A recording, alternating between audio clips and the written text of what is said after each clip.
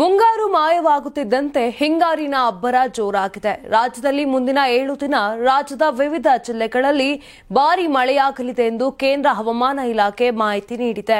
ಈಗಾಗಲೇ ರಾಜ್ಯಾದ್ಯಂತ ಮಳೆ ಅಬ್ಬರ ತುಸು ಕಡಿಮೆಯಾಗಿತ್ತು. ಆದರೆ ಮುಂದಿನ 7 ದಿನಗಳ ಕರ್ನಾಟಕ ರಾಜ್ಯದ ವಿವಿಧ ಜಿಲ್ಲೆಗಳಲ್ಲಿ ಭಾರೀ ಮಳೆಯಾಗುವ ಸಾಧ್ಯತೆ ಇದೆ. ಅಕ್ಟೋಬರ್ 16ರಿಂದ 22ರವರೆಗೆ ಕರ್ನಾಟಕದಾದ್ಯಂತ ಮಳೆ ಮುಂದುವರಿಯಲಿದೆ.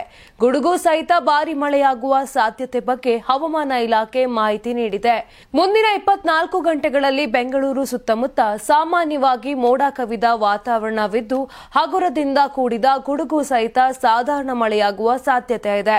ದಕ್ಷಿಣ ಒಳನಾಡು ಜಿಲ್ಲೆಗಳಲ್ಲಿ ಗುಡುಗು ಸಹಿತ ಜೋರಾದ ಗಾಳಿಯೊಂದಿಗೆ ಸಾಧಾರಣ ಮಳೆ ಹಾಗೂ ಅಲ್ಲಲ್ಲಿ ಭಾರೀ ಮಳೆ ಆಗಲಿದೆ.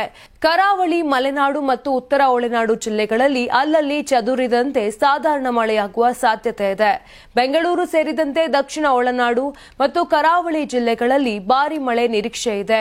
ಚಾಮರಾಜನಗರ, ಕೋಲಾರ, ಹಾಸನ, ಮೈಸೂರು, ಬೆಂಗಳೂರು ಗ್ರಾಮಾಂತರ, ಚಿಕ್ಕಬಳ್ಳಾಪುರ, ಚಿಕ್ಕಮಗಳೂರು, ಸಿಬಿಪುರ, ಮಂಡ್ಯ, ತುಮಕೂರು, ಬಳ್ಳಾರಿ, ದಾವಣಗೆರೆ, ಚಿತ್ರದುರ್ಗ, ಶಿವಮೊಗ್ಗ ಮತ್ತು ಹಾವೇರಿ ಮತ್ತು ರಾಮನಗರ ಜಿಲ್ಲೆಗಳಲ್ಲಿ ಅಲ್ಲಲ್ಲಿ ಹಗುರದಿಂದ ಸಾಧಾರಣ ಮಳೆಯಾಗುವ ಸಾಧ್ಯತೆ ಇದೆ.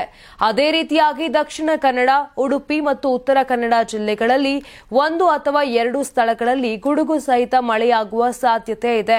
ಉತ್ತರ ಒಳನಾಡು ಜಿಲ್ಲೆಗಳಾದ ಬೆಳಗಾವಿ, ಧಾರವಾಡ, ಗದಗ, ಹಾವೇರಿ, ಬಾಗಲಕೋಟೆ, ಬೀದರ್, ಕಲಬುರಗಿ, ಕೊಪ್ಪಳ, ರಾಯಚೂರು, ವಿಜಯಪುರ, ಯಾದಗಿರಿಯಲ್ಲಿ ಗುಡುಗು ಸಹಿತ ಹಗುರದಿಂದ ಕೂಡಿದ ಸಾಧಾರಣ ಮಳೆಯಾಗುವ ಸಾಧ್ಯತೆ ಇದೆ ಎಂದು ಹವಾಮಾನ ಇಲಾಖೆ ಮಾಹಿತಿ ನೀಡಿದೆ. ತುಂಬಾ ದಪ್ಪ ಇದ್ದೀರಾ? ಅದರಲ್ಲೂ ಯಾವುದೇ ಸೈಡ್ ಎಫೆಕ್ಟ್ ಇಂದ ಸಣ್ಣ ಆಗ್ಬೇಕಾ?